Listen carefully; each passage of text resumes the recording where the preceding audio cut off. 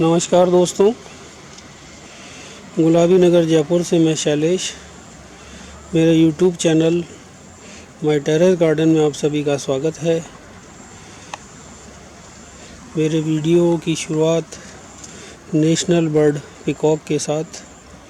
देखिए, male female और एक बच्चा और एक छोटा सा कबूतर भी बैठा है वहीं। चलिए हम चलते हैं हमारे टेरेस पर और आज बात करते हैं हम एक नए पौधे के बारे में।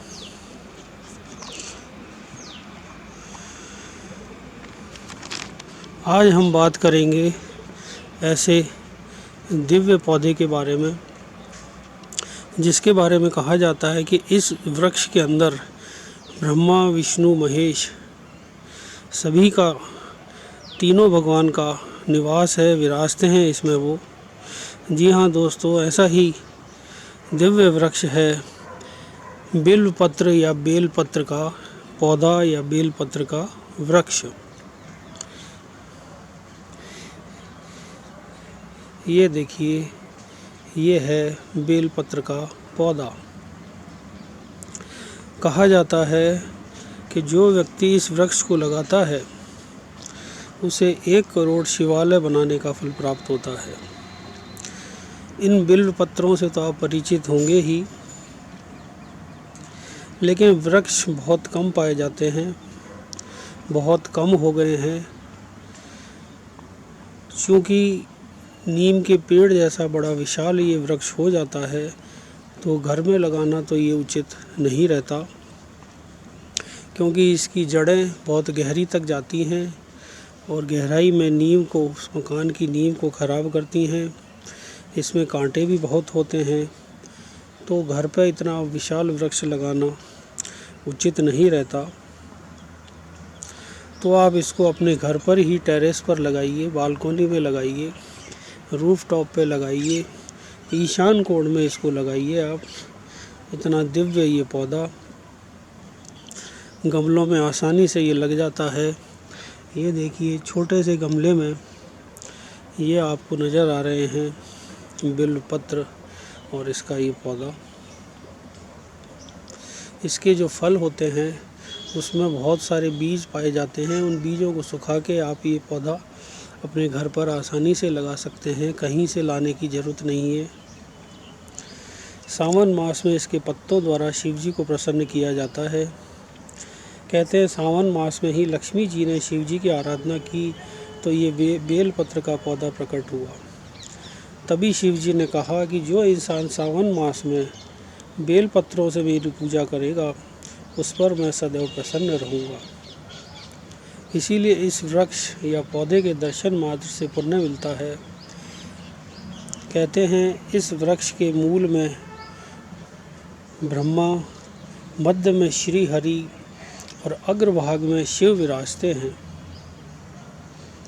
इस वृक्ष की परिक्रमा की जाए, स्पर्श किया जाए, दर्शन किया जाए, शुद्ध होके इसमें आप जल चढ़ाएं तो आपको सभी तीर्थों का फल प्राप्त हो जाता है और जितने भी जाने अनजाने पाप होते हैं वो नष्ट हो जाते हैं।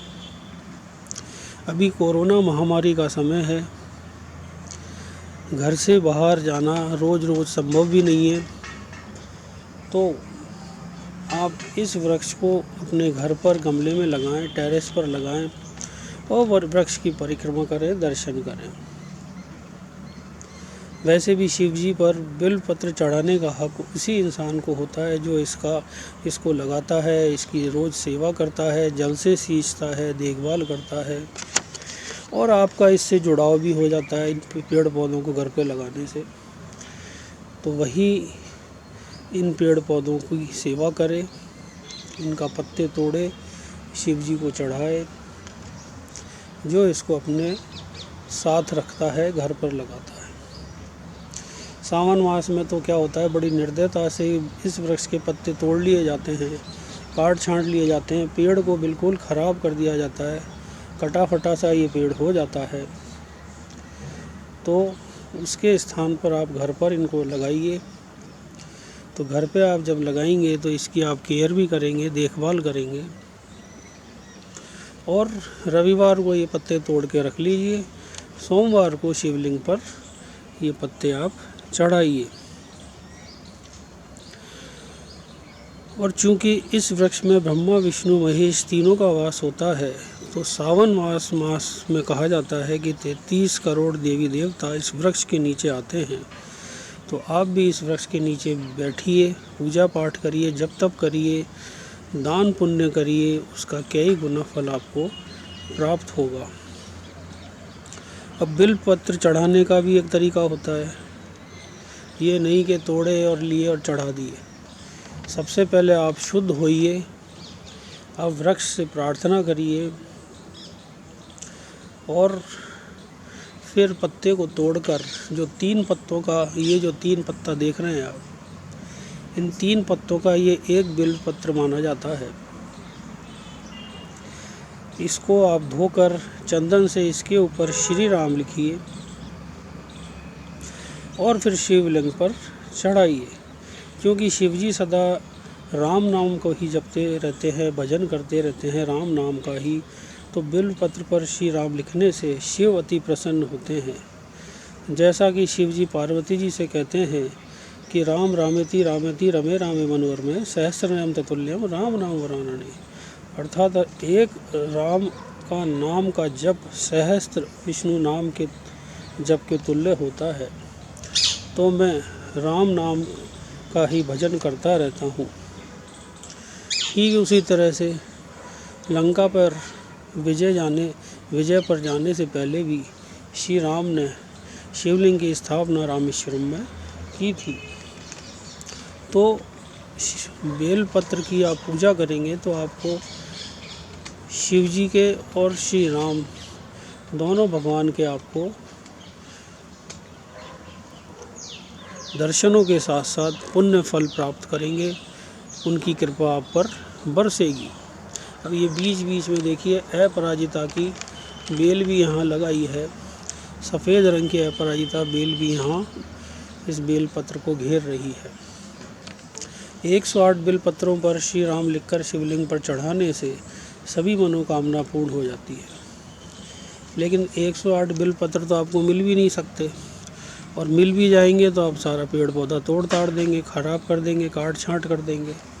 तो उसका एक तरीका ये है कि पुराने जो शिवलिंग पे पत्ते चढ़े हुए हैं उनको अच्छी तरह से धो लीजिए और फिर उनको आप दोबारा काम में लीजिए। तो रोज़ सुबह प्रातः आप जल चढ़ाते हैं सूर्य भगवान को, उसमें एक पत्ता बिल्व पत्र का उसमें डालिए तो सूर्य भगवान अति प्रसन्न होते हैं। इसके बारे में एक प्राचीन कथा ये भी है कि यदि शव यात्रा इस वृक्ष के नीचे से होकर गुजरती है तो उस देह को श्री हरि का धाम प्राप्त होता है, श्री हरि का धाम में स्थान मिलता है। घर के सभी वास्तु दोष, सभी ग्रह कलेश दूर हो जाते हैं इनको घर में लगाने से। रोज़ जल से सींचने से पितृ दोष दूर हो जाते हैं। रविवार, एकादशी, अमावस्या, पूर्णिमा, शनिवार, इन दिनों में इनके पत्ते तोड़ने से परहेज करना चाहिए, बचना चाहिए।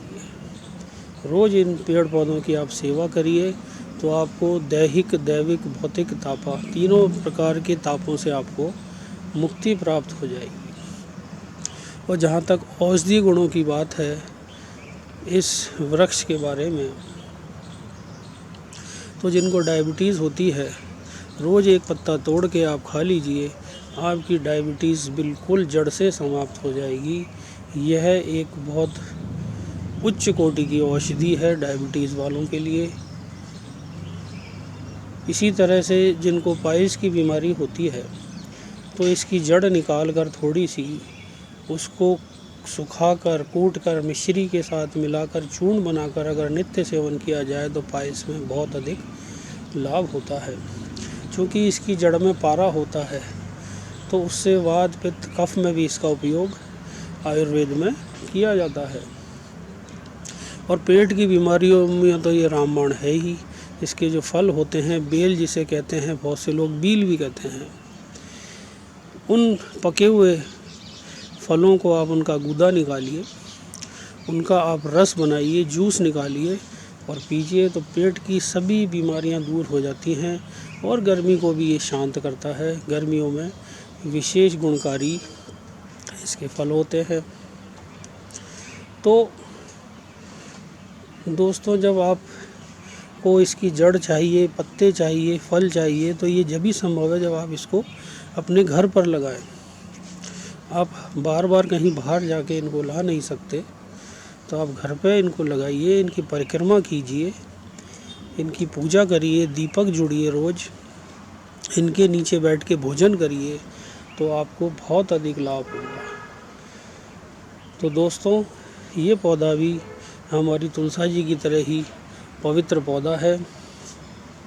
कितना दिव्य पौधा है। इसको आप अपने घर पर, टेरेस पर, बालकनी पर, रूफटॉप पर अवश्य लगाइए और लाभान्वित घर पर ही होइए। दोस्तों, आपने इतना समय दिया उसके लिए बहुत बहुत धन्यवाद। इस वीडियो में अगर जो जानकारी आपको दी गई है वो पसंद आई हो तो वीडियो को लाइक करें, शेयर करें और चैनल को अधिक से अधिक सब्सक्राइब करें और बेल आइकन ज़रूर प्रेस करें, क्योंकि बेल आइकन जब प्रेस करेंगे तभी आपको नए नए वीडियोस की जानकारी एडवांस में मिलती रहेगी, नोटिफिकेशंस आपको मिलते रहेंगे। चलिए दोस्तों, मिलते हैं फिर किसी नए पौधे के साथ। तो ये देखिए आप, मेरा रूफटॉप जो आप देख रहे हैं, ये टेरेस गार्डन, इस टेरेस गार्डन का ये औषधीय पौधा बेलपत्र, कितना शुभ पौधा है ये। चलिए मिलते हैं। आपने इतना समय दिया उसके लिए बहुत बहुत धन्यवाद। नमस्कार।